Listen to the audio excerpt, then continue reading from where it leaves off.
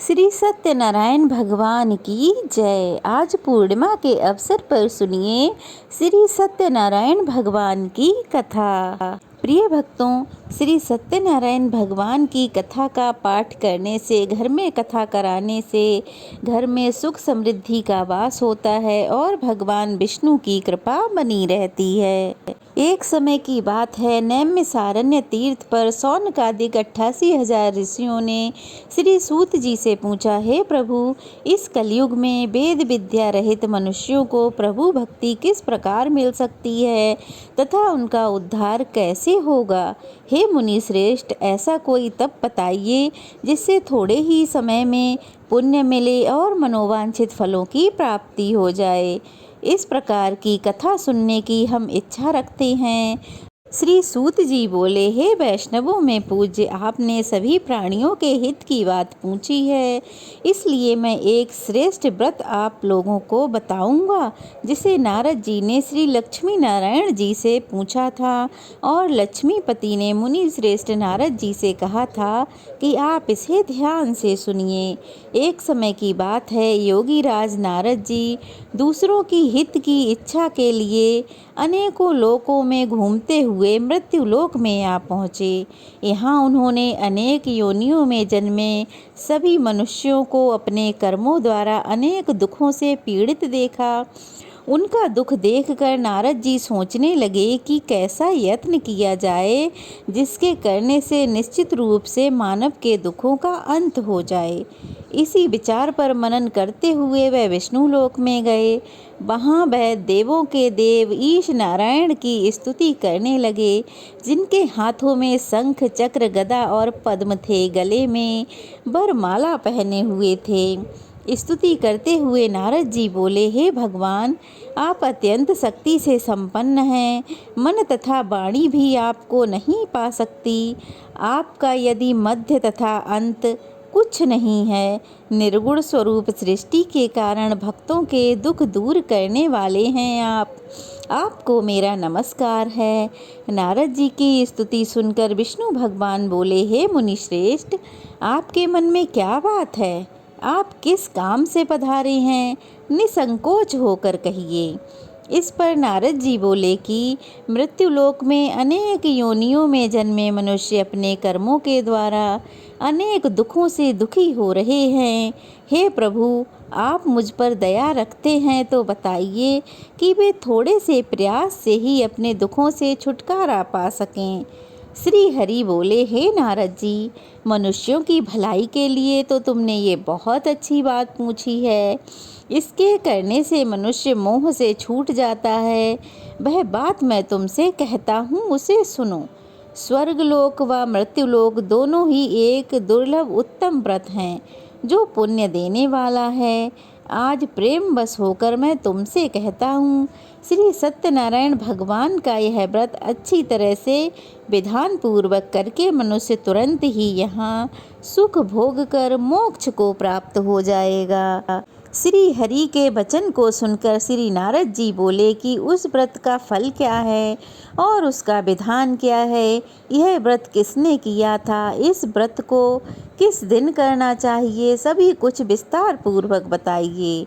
नारद जी की बात सुनकर श्री हरि बोले, दुख व शोक को दूर करने वाला, यह सभी स्थानों पर विजय दिलाने वाला, मानव को भक्ति व श्रद्धा के साथ शाम को श्री सत्यनारायण भगवान का पूजन करना चाहिए। मानव को धर्मपरायण होकर ब्राह्मणों व बंधुओं के साथ यह पूजा करनी चाहिए।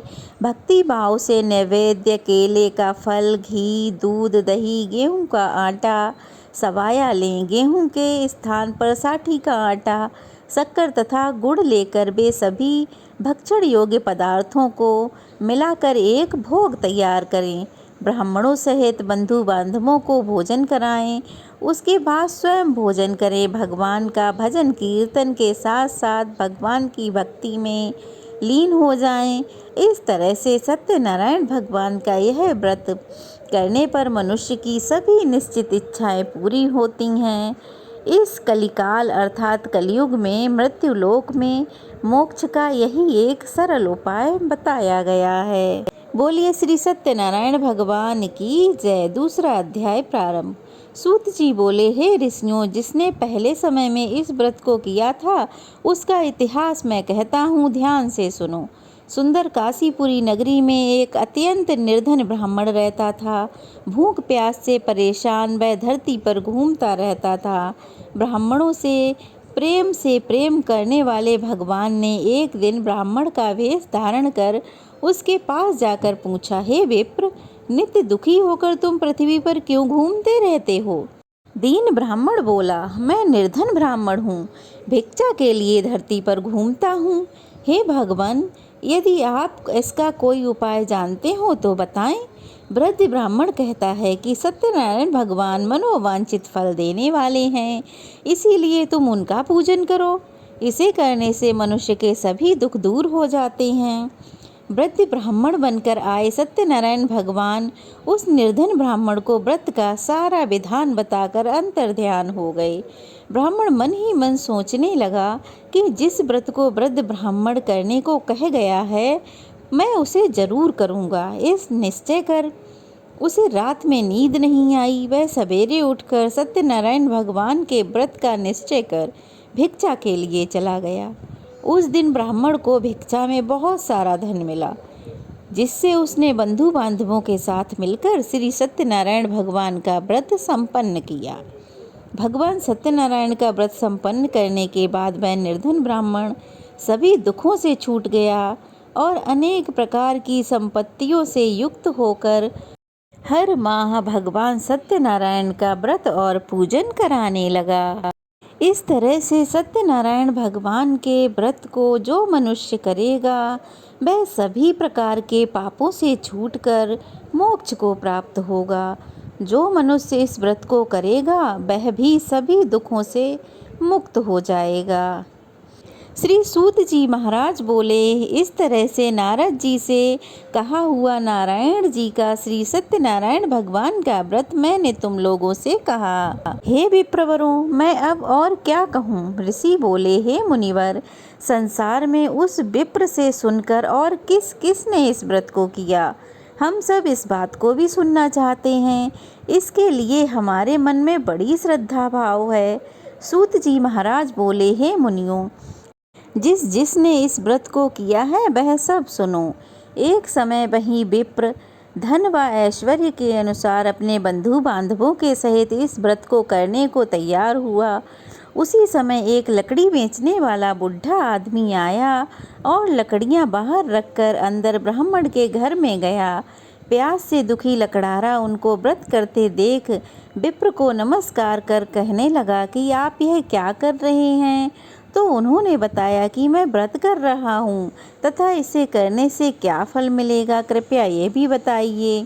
ब्राह्मण ने कहा कि सब मनोकामनाओं को पूर्ण करने वाला यह श्री सत्यनारायण भगवान का व्रत है। इसकी कृपा से ही मेरे घर में धन धान्य आदि की वृद्धि हुई है। विप्र के ऐसे सत्यनारायण व्रत के बारे में जानकर लकड़हारा बड़ा प्रसन्न हुआ। चरणामृत लेकर प्रसाद खाने के बाद वह अपने घर को आ गया। लकड़हारे ने अपने मन में संकल्प किया कि आज लकड़ी बेचने से जो भी धन मिलेगा उससे श्री सत्यनारायण भगवान का उत्तम व्रत करूँगा। मन में इस विचार को ले बुढ़ा सिर पर अपनी लकड़ियों का गट्ठर रखकर नगर में बेचने को चला गया, जहाँ धनी लोग रहते थे। उस नगर में उसे अपनी लकड़ियों का दाम पहले से 4 गुना अधिक मिला।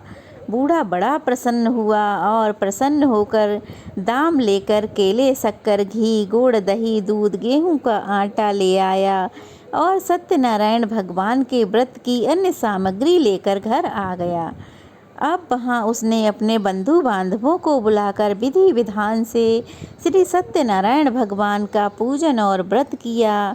इस व्रत के प्रभाव से वह बुढ़ा लकड़हारा धन, पुत्र आदि से युक्त होकर संसार के समस्त सुखों को भोग कर अंत में बैकुंठ धाम को चला गया।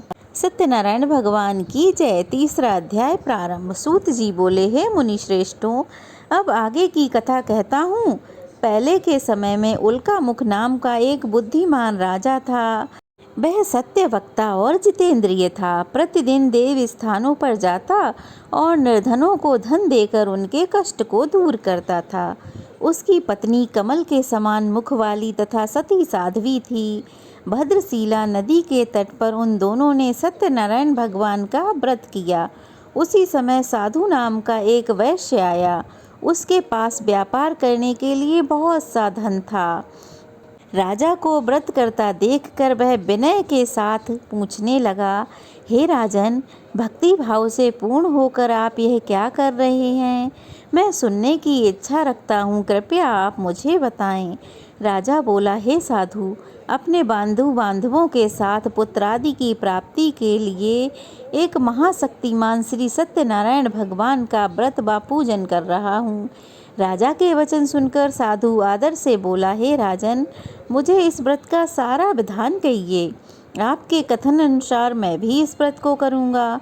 मेरी भी संतान नहीं है और इस व्रत को करने से निश्चित रूप से मुझे संतान की प्राप्ति होगी। राजा से व्रत का सारा विधान सुन व्यापार से निवृत्त होकर वह अपने घर को चला गया। साधु वैश्य ने अपनी पत्नी को संतान देने वाले इस व्रत का वर्णन कह सुनाया और कहा कि जब मेरी संतान होगी तब मैं भी इस व्रत को करूँगा। साधु ने इस तरह के वचन अपनी पत्नी लीलावती से कहे।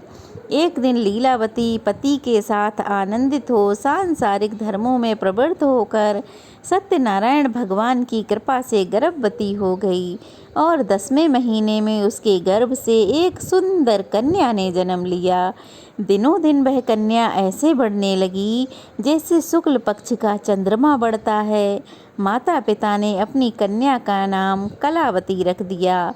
एक दिन लीलावती ने मीठे शब्दों में अपने पति को याद दिलाया कि आपने सत्यनारायण भगवान के जिस व्रत को करने का संकल्प लिया था उसे करने का समय आ गया है। आप इस व्रत को करिए। साधु बोला, हे प्रिय, इस व्रत को मैं अपनी कन्या के विवाह के समय करूँगा। इस प्रकार अपनी पत्नी को आश्वासन देकर वह नगर को चला गया। कलावती पिता के घर में रहकर वृद्धि को प्राप्त होने लगी। एक बार साधु ने नगर में अपनी कन्या को सखियों के साथ खेलते हुए देखा तो तुरंत ही उसने दूत को बुलाया और कहा कि मेरी कन्या के योग्य वर देख कर आओ। साधु की बात सुनकर कंचन नगर में दूत जा पहुंचा और वहां देखभाल कर लड़की के सुयोग्य बणिक पुत्र को ले आया। सुयोग्य लड़कों को देखकर साधु ने बंधु बांधवों को बुलाकर अपनी पुत्री का विवाह कर दिया। लेकिन दुर्भाग्य की बात ये कि साधु ने अभी भी श्री सत्यनारायण भगवान का व्रत नहीं किया। इस पर श्री सत्यनारायण भगवान क्रोधित हो गए और श्राप दिया कि साधु को अत्यधिक दुख मिले। अपने कार्य में कुशल साधु बनिया जमाई को लेकर समुद्र के पास स्थित होकर रत्नसागर नगर में गया। वहां जाकर ससुर दामाद दोनों मिलकर चंद्रकेतु राजा के नगर में व्यापार करने लगे। एक दिन भगवान सत्यनारायण की माया से एक चोर राजा का धन चुराकर भाग रहा था। उसने राजा के सिपाहियों को पीछा करते देखा तो उसने वह सारा धन वहीं रख दिया जहां वे दोनों ससुर और जमाई ठहरे हुए थे। राजा के सिपाहियों ने साधु वैश्य के पास राजा का पड़ा हुआ धन देखा तो दोनों ससुर जमाई को बांधकर प्रसन्नता के साथ राजा के पास ले आए और कहा कि हे राजा, हम उन दोनों चोरों को पकड़ लाए हैं। आगे की कार्रवाई क्या की जाएगी, आज्ञा दीजिए। राजा की आज्ञा से उन दोनों को कठिन कारावास में डाल दिया गया और उनका सारा धन छीन लिया गया। श्री सत्यनारायण भगवान के श्राप से साधु की पत्नी भी बहुत दुखी हुई। घर में जो धन रखा था उसे चोर चुरा कर ले गए। शारीरिक तथा मानसिक पीड़ा और भूख प्यास से अति दुखी हो अन्न की चिंता में कलावती एक ब्राह्मण के घर गई। वहाँ उसने देखा सत्यनारायण भगवान का व्रत हो रहा है। फिर उसने कथा सुनी। कथा सुनकर प्रसाद ग्रहण किया। प्रसाद ग्रहण कर वह रात को घर वापस आई। माता ने कलावती से पूछा कि हे पुत्री, अब तक तुम कहाँ थीं और तेरे मन में क्या है? कलावती ने अपनी माता से कहा, हे माता, मैंने एक ब्राह्मण के घर में श्री सत्यनारायण भगवान का व्रत होता देखा, तो मैं भी वहीं पूजा में बैठ गई और प्रसाद ग्रहण करके आपके लिए प्रसाद लेकर आई हूँ।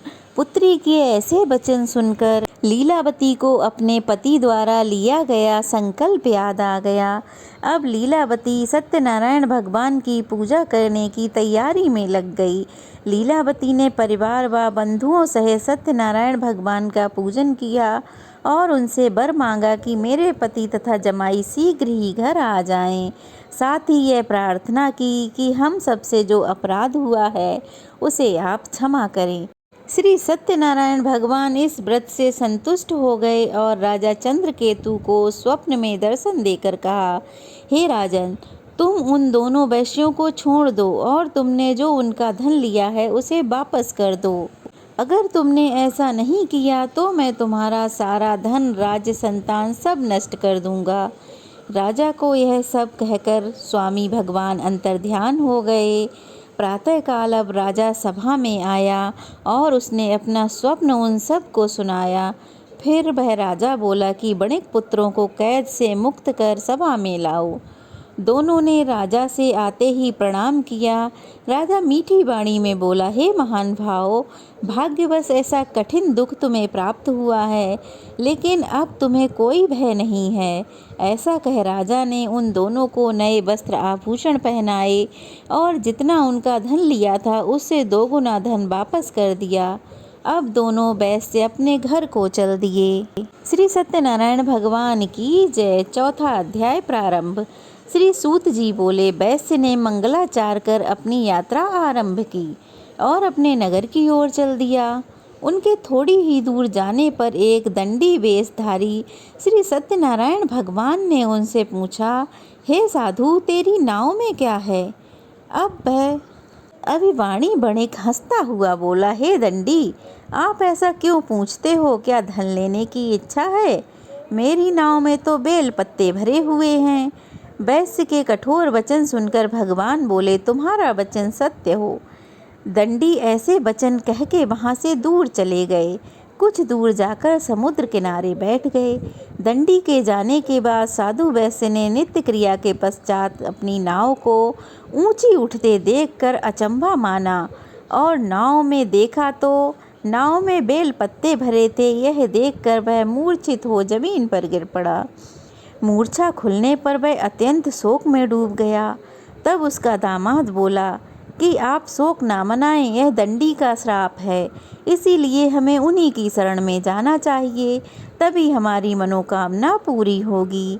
दामाद की बात सुनकर वह दंडी के पास पहुंचा और अत्यंत भक्ति भाव से नमस्कार करके बोला, मैंने आपसे जो असत्य वचन कहे हैं उनके लिए मुझे क्षमा करें। ऐसा कहकर महान शोकातुर होकर वह रोने लगा। तब दंडी भगवान बोले, हे वणिक पुत्र, मेरी आज्ञा से बार बार तुम्हें दुख प्राप्त हो रहा है, क्योंकि तू मेरी पूजा से विमुख हुआ है। साधु बोला, हे भगवान, आपकी माया तो ब्रह्मादि देवता भी नहीं जान सकते, आपके रूप को कोई नहीं जानता, तब मैं तो अज्ञानी हूँ, मैं कैसे जान सकता हूँ। आप प्रसन्न होइए, अब मैं सामर्थ्य के अनुसार आपकी पूजा करूँगा। आप मेरी रक्षा करो और पहले के समान ही मेरी नौका में धन भर दो।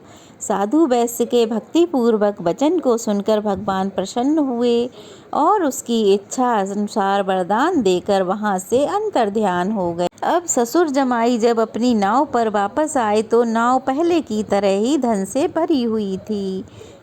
फिर साधु वैश्य ने वहीं अपने साथियों के साथ श्री सत्यनारायण भगवान का व्रत और पूजन किया और फिर अपने नगर को चल दिया। जब नगर के नज़दीक पहुँचे तो दूत को घर पर खबर करने के लिए भेज दिया। दूत साधु की पत्नी को प्रणाम कर कहता है कि मालिक अपने दामाद सहित नगर के निकट आ गए हैं। दूत की बात सुनकर साधु की पत्नी लीलावती ने बड़े हर्ष के साथ सत्यनारायण भगवान का पूजन कर अपनी पुत्री कलावती से कहा, मैं अपने पति के दर्शन को जाती हूँ, तू कार्य पूर्ण कर शीघ्र ही आ जा। माता के ऐसे वचन सुनकर कलावती जल्दी से प्रसाद छोड़कर अपने पति के दर्शन के लिए चली गई। प्रसाद की अवज्ञा करने के कारण श्री सत्यनारायण भगवान रुष्ट हो गए और नाव सहित उसके पति को पानी में डुबो दिया। कलावती अपने पति को वहां ना पाकर रोती हुई जमीन पर गिर गई। नौका को डूबा हुआ देख व कन्या को रोता देख साधु दुखी होकर बोला, हे प्रभु, मुझसे तथा मेरे परिवार से जो भूल हुई है उसे क्षमा करें। साधु के दीन वचन को सुनकर श्री सत्यनारायण भगवान प्रसन्न हुए और आकाशवाणी हुई कि हे साधु, तेरी कन्या मेरे प्रसाद को छोड़ कर आई है, इसीलिए उसका पति अंतर्ध्यान हो गया है। यदि वह घर जाकर प्रसाद खाकर लौटती है तो उसका पति अवश्य ही उसे यहाँ मिलेगा। ऐसी आकाशवाणी को सुनकर कलावती घर पहुंचकर प्रसाद खाती है और फिर आकर अपने पति के दर्शन करती है।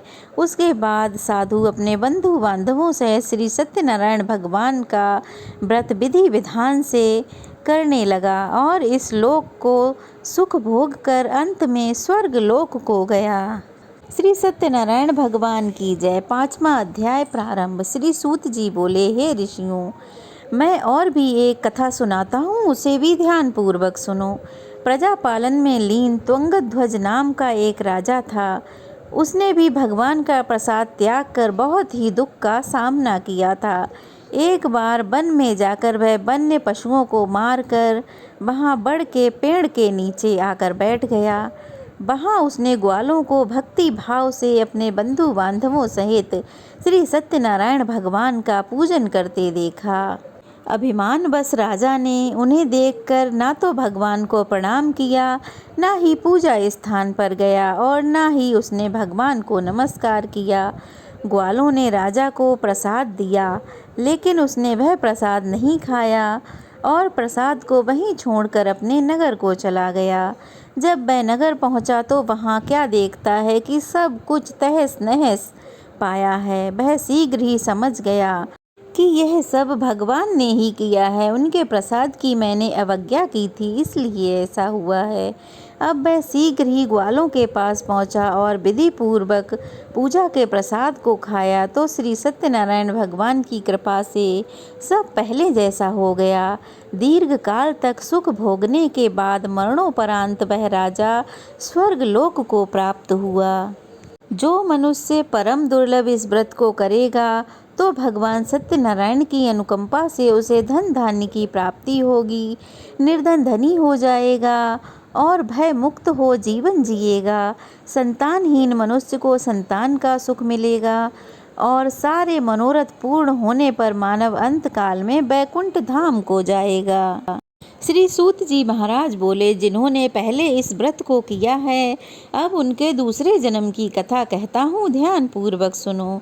वृद्ध सतानंद ब्राह्मण